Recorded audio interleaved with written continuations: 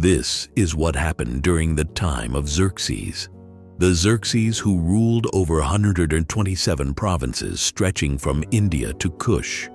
At that time, King Xerxes reigned from his royal throne in the citadel of Susa, and in the 3rd year of his reign, he gave a banquet for all his nobles and officials.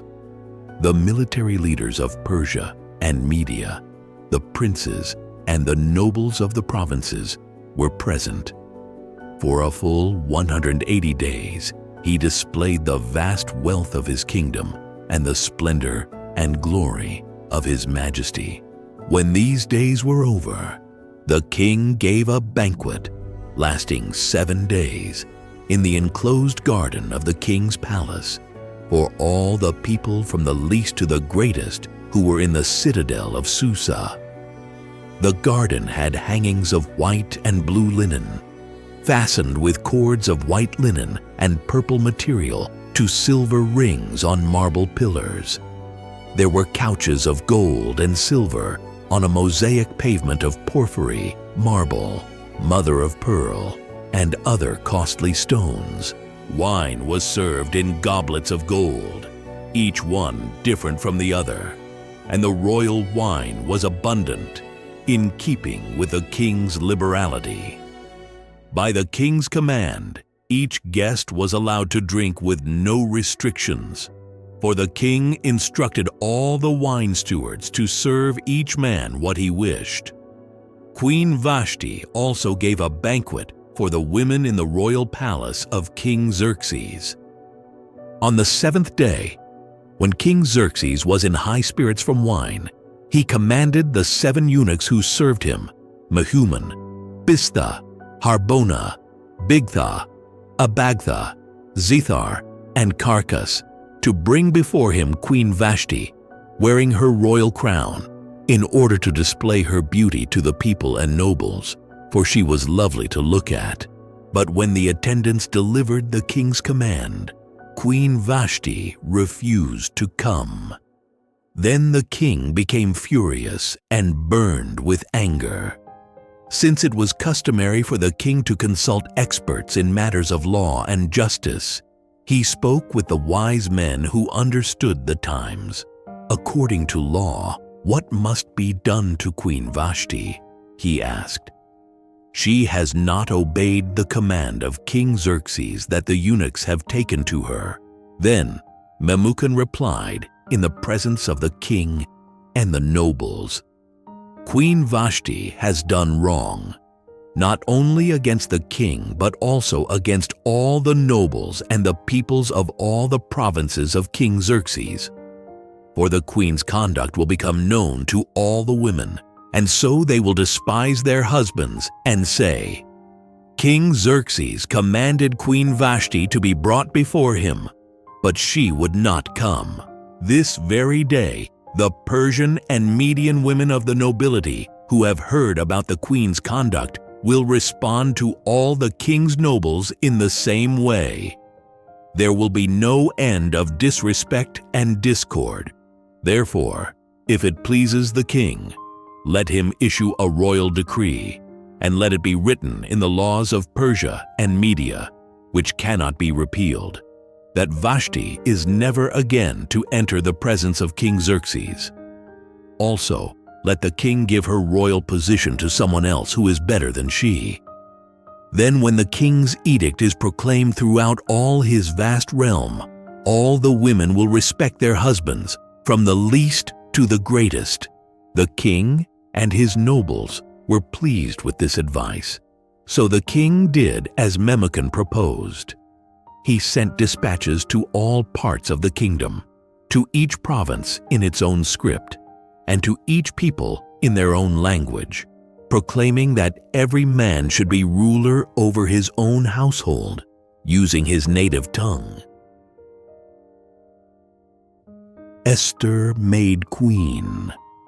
Later, when the anger of King Xerxes had subsided, he remembered Vashti and what she had done and what he had decreed about her. Then the king's personal attendants proposed, "Let a search be made for beautiful young virgins for the king, Let the king appoint commissioners in every province of his realm to bring all these beautiful girls into the harem at the citadel of Susa. Let them be placed under the care of Haggai, the king's eunuch, who is in charge of the women, and let beauty treatments be given to them. Then let the girl who pleases the king be queen instead of Vashti." This advice appealed to the king, and he followed it.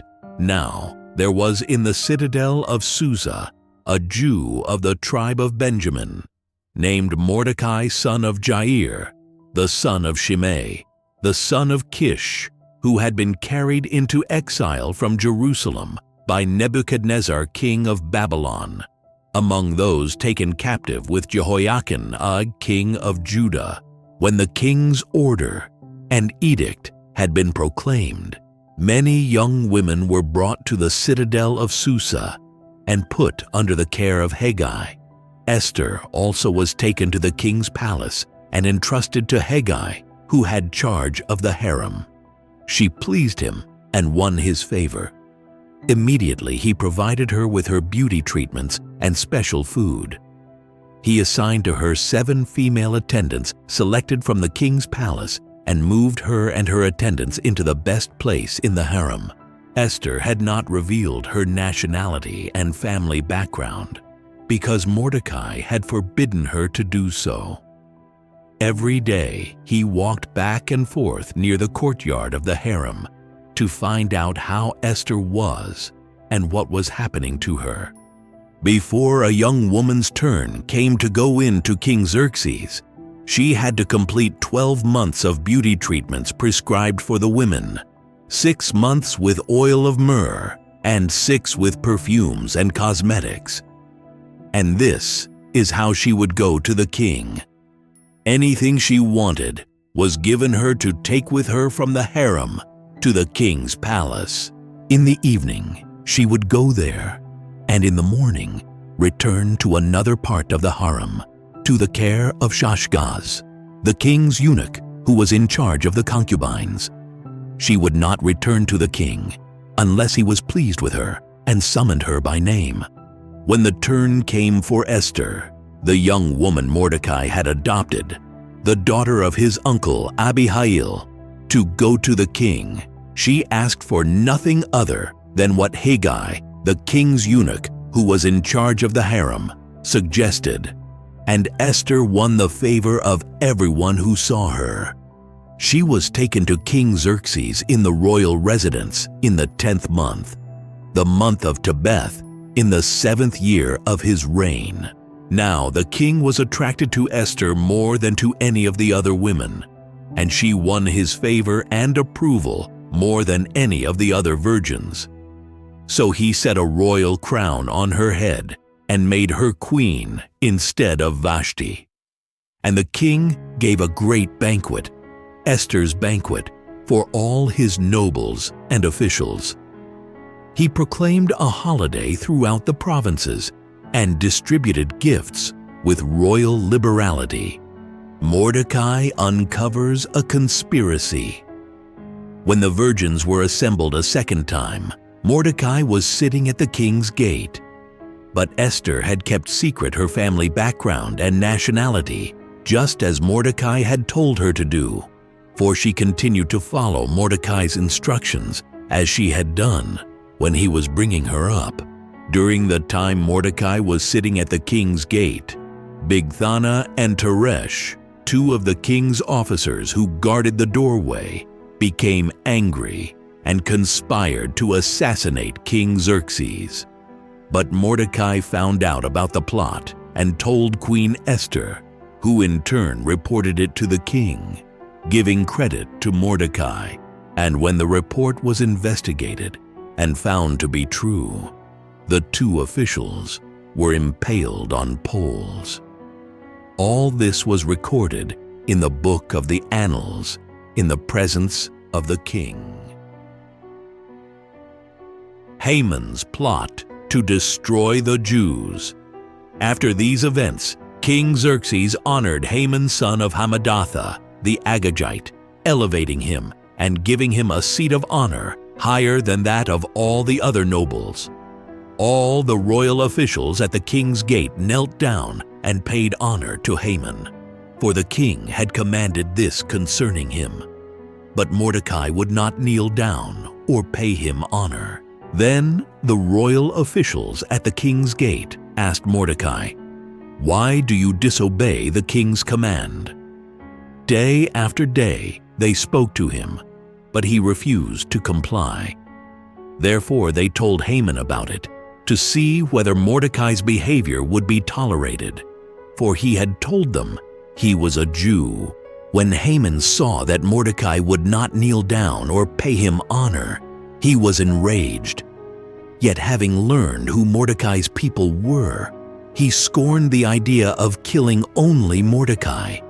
Instead, Haman looked for a way to destroy all Mordecai's people, the Jews, throughout the whole kingdom of Xerxes, in the 12th year of King Xerxes, in the first month, the month of Nisan. The pur, that is, the lot, was cast in the presence of Haman to select a day and month. And the lot fell on the 12th month, the month of Adar. Then Haman said to King Xerxes, "There is a certain people, dispersed among the peoples in all the provinces of your kingdom, who keep themselves separate. Their customs are different from those of all other people, and they do not obey the king's laws. It is not in the king's best interest to tolerate them. If it pleases the king, let a decree be issued to destroy them, and I will give 10,000 talents of silver to the king's administrators for the royal treasury." So the king took his signet ring from his finger and gave it to Haman son of Hammedatha, the Agagite, the enemy of the Jews. "Keep the money," the king said to Haman, "and do with the people as you please." Then, on the 13th day of the first month, the royal secretaries were summoned. They wrote out in the script of each province and in the language of each people all Haman's orders to the king's satraps, the governors of the various provinces, and the nobles of the various peoples. These were written in the name of King Xerxes himself and sealed with his own ring. Dispatches were sent by couriers to all the king's provinces with the order to destroy, kill, and annihilate all the Jews, young and old, women and children, on a single day, the 13th day of the 12th month, the month of Adar, and to plunder their goods. A copy of the text of the edict was to be issued as law in every province and made known to the people of every nationality, so they would be ready for that day. The couriers went out, spurred on by the king's command, and the edict was issued in the citadel of Susa. The king and Haman sat down to drink, but the city of Susa was bewildered. Mordecai persuades Esther to help. When Mordecai learned of all that had been done, he tore his clothes, put on sackcloth and ashes, and went out into the city, wailing loudly and bitterly. He went only as far as the king's gate, because no one clothed in sackcloth was allowed to enter it. In every province to which the edict and order of the king came, there was great mourning among the Jews, with fasting, weeping, and wailing. Many lay in sackcloth and ashes. When Esther's eunuchs and female attendants came and told her about Mordecai, she was in great distress. She sent clothes for him to put on instead of his sackcloth, but he would not accept them. Then Esther summoned Hathach, one of the king's eunuchs assigned to attend her, and ordered him to find out what was troubling Mordecai and why. So Hathach went out to Mordecai in the open square of the city in front of the king's gate. Mordecai told him everything that had happened to him. including the exact amount of money Haman had promised to pay into the royal treasury for the destruction of the Jews. He also gave him a copy of the text of the edict for their annihilation, which had been published in Susa, to show to Esther and explain it to her. And he told him to instruct her to go into the king's presence to beg for mercy and plead with him for her people. Hathach went back and reported to Esther what Mordecai had said. Then she instructed him to say to Mordecai, "All the king's officials and the people of the royal provinces know that for any man or woman who approaches the king in the inner court without being summoned, the king has but one law, that they be put to death unless the king extends the gold scepter to them and spares their lives. But 30 days have passed since I was called to go to the king." When Esther's words were reported to Mordecai, he sent back this answer: "Do not think that because you are in the king's house, you alone of all the Jews will escape.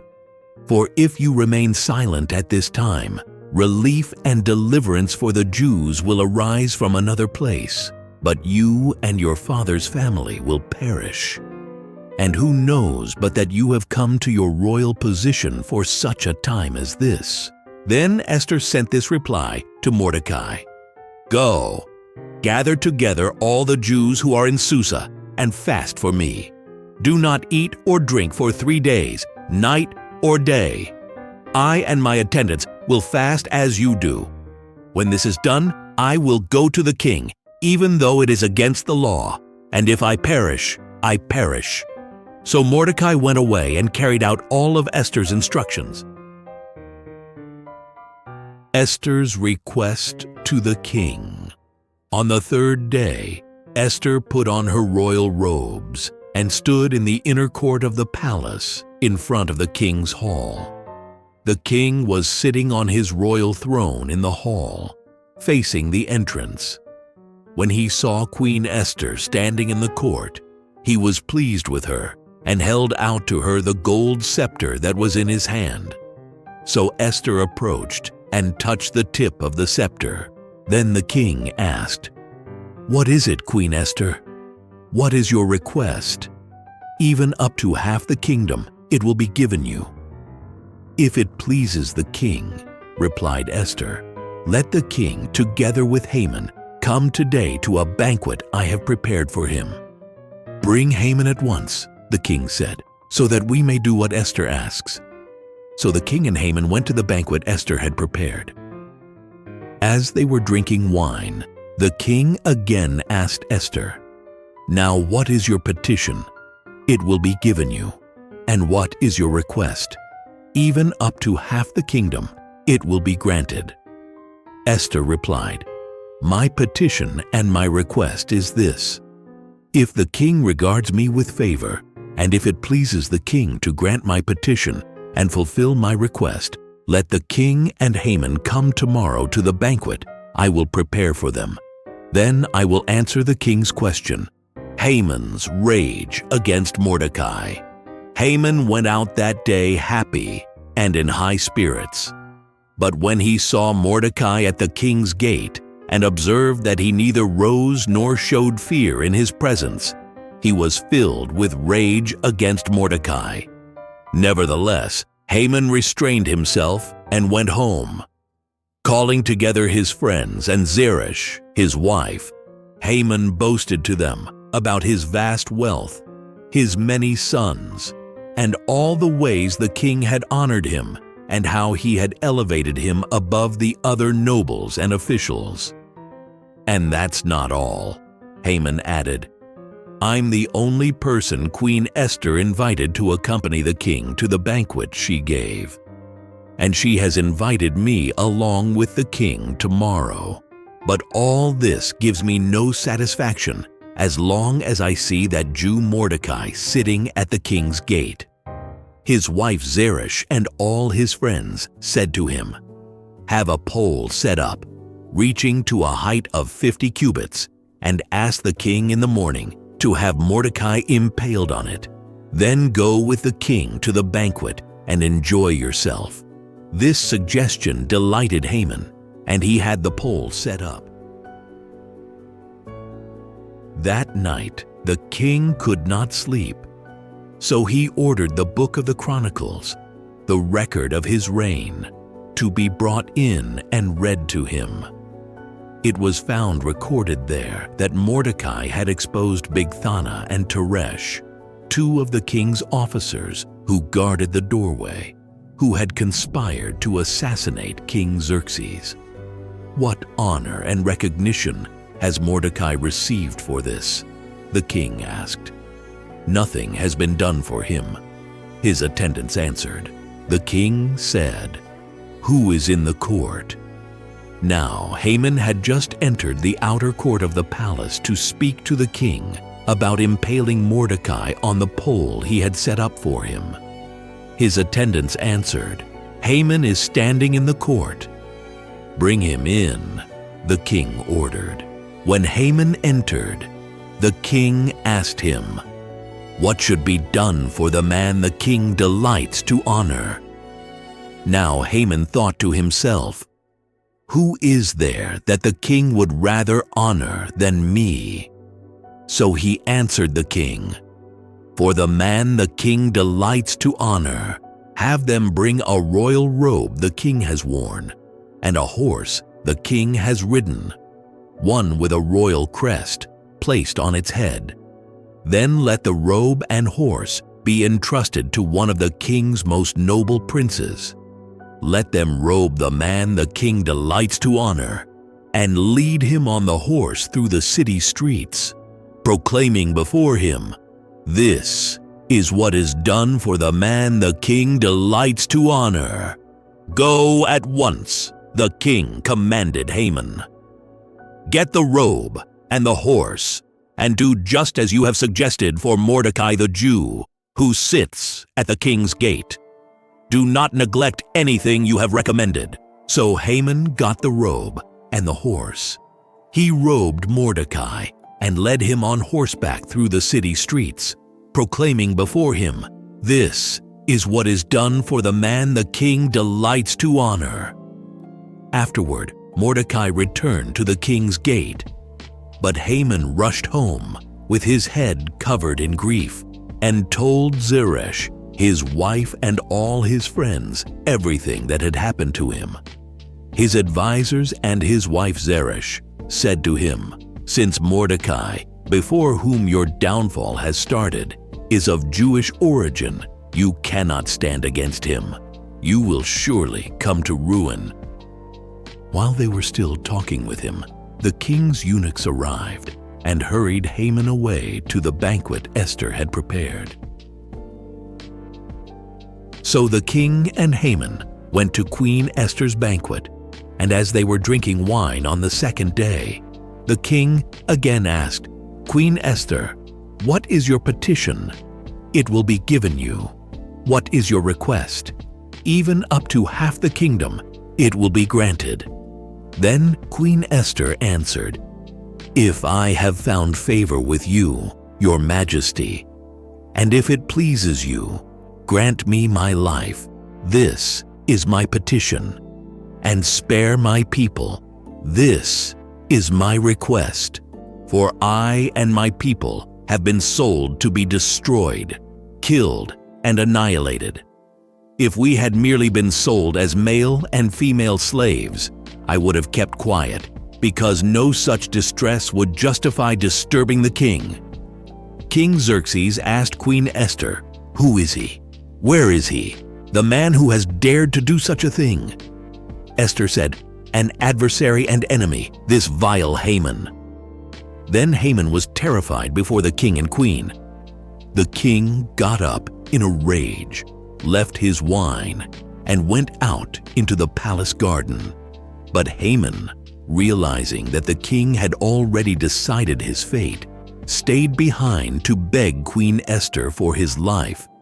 Just as the king returned from the palace garden to the banquet hall, Haman was falling on the couch where Esther was reclining. The king exclaimed, "Will he even molest the queen while she is with me in the house?"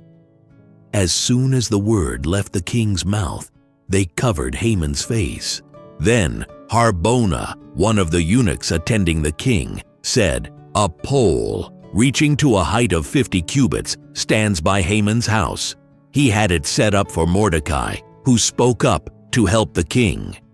The king said, "Impale him on it." So they impaled Haman on the pole he had set up for Mordecai. Then the king's fury subsided. That same day, King Xerxes gave Queen Esther the estate of Haman, the enemy of the Jews.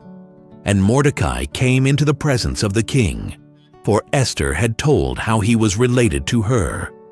The king took off his signet ring, which he had reclaimed from Haman, and presented it to Mordecai. And Esther appointed him over Haman's estate.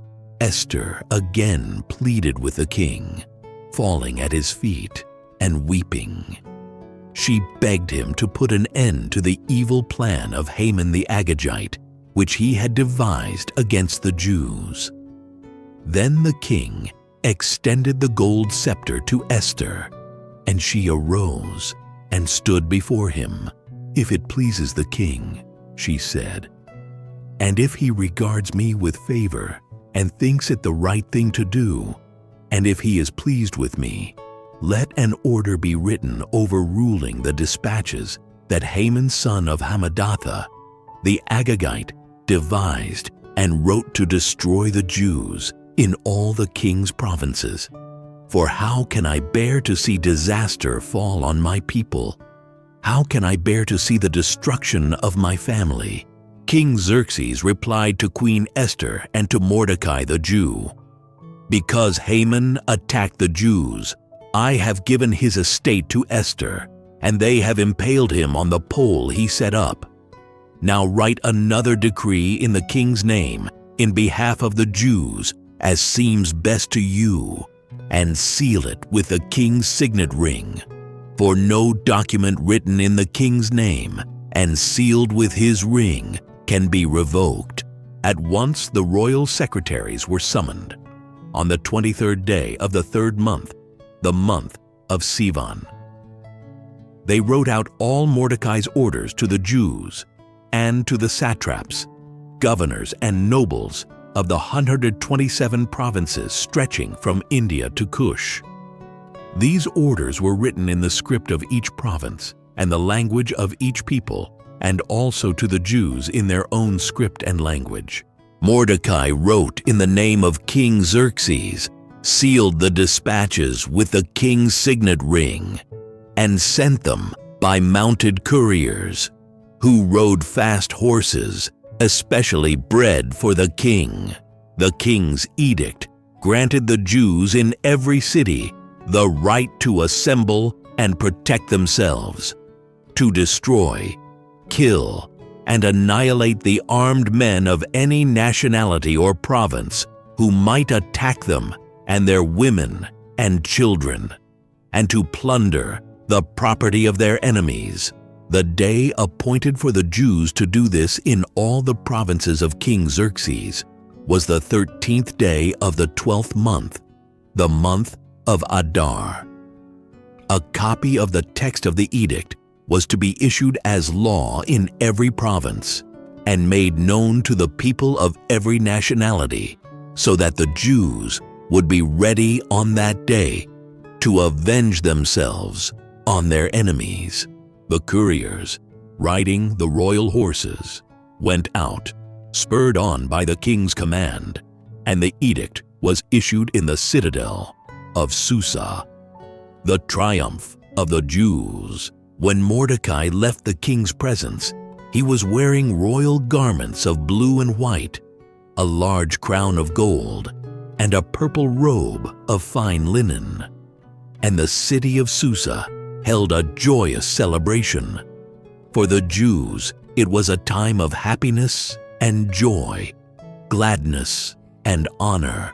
In every province and in every city to which the edict of the king came, there was joy and gladness among the Jews, with feasting and celebrating. and many people of other nationalities became Jews because fear of the Jews had seized them. On the 13th day of the 12th month, the month of Adar, the edict commanded by the king was to be carried out. On this day, the enemies of the Jews had hoped to overpower them, but now the tables were turned, and the Jews got the upper hand over those who hated them. The Jews assembled in their cities in all the provinces of King Xerxes to attack those determined to destroy them. No one could stand against them, because the people of all the other nationalities were afraid of them. And all the nobles of the provinces, the satraps, the governors, and the king's administrators helped the Jews, because fear of Mordecai had seized them. Mordecai was prominent in the palace. His reputation spread throughout the provinces, and he became more and more powerful. The Jews struck down all their enemies with the sword, killing and destroying them, and they did what they pleased to those who hated them. In the citadel of Susa, the Jews killed and destroyed 500 men. They also killed Parshandatha, Dalphon, Aspatha, Poratha, Adalia, Aridatha, Parmashta, Arisai, Aridai, and Vaizatha, the 10 sons of Haman son of Hammedatha, the enemy of the Jews, but they did not lay their hands on the plunder. The number of those killed in the citadel of Susa was reported to the king that same day. The king said to Queen Esther, "The Jews have killed and destroyed 500 men and the 10 sons of Haman in the citadel of Susa. What have they done in the rest of the king's provinces? Now what is your petition? It will be given you. What is your request? It will also be granted. If it pleases the king," Esther answered, "give the Jews in Susa permission to carry out this day's edict tomorrow also, and let Haman's 10 sons be impaled on poles." So the king commanded that this be done. An edict was issued in Susa, and they impaled the 10 sons of Haman. The Jews in Susa came together on the 14th day of the month of Adar, and they put to death in Susa 300 men, but they did not lay their hands on the plunder. Meanwhile, the remainder of the Jews who were in the king's provinces also assembled to protect themselves and get relief from their enemies. They killed 75,000 of them, but did not lay their hands on the plunder. This happened on the 13th day of the month of Adar, and on the 14th they rested and made it a day of feasting and joy. The Jews in Susa, however, had assembled on the 13th and 14th, and then on the 15th they rested and made it a day of feasting and joy. That is why rural Jews, those living in villages, observe the 14th of the month of Adar as a day of joy and feasting, a day for giving presents to each other. Mordecai recorded these events, and he sent letters to all the Jews throughout the provinces of King Xerxes, near and far, to have them celebrate annually the 14th and 15th days of the month of Adar as the time when the Jews got relief from their enemies, and as the month when their sorrow was turned into joy, and their mourning into a day of celebration. He wrote them to observe the days as days of feasting and joy, and giving presents of food to one another, and gifts to the poor. So the Jews agreed to continue the celebration they had begun, doing what Mordecai had written to them. For Haman son of Hammedatha, the Agagite, the enemy of all the Jews, had plotted against the Jews to destroy them, and had cast the pur, that is, the lot, for their ruin and destruction.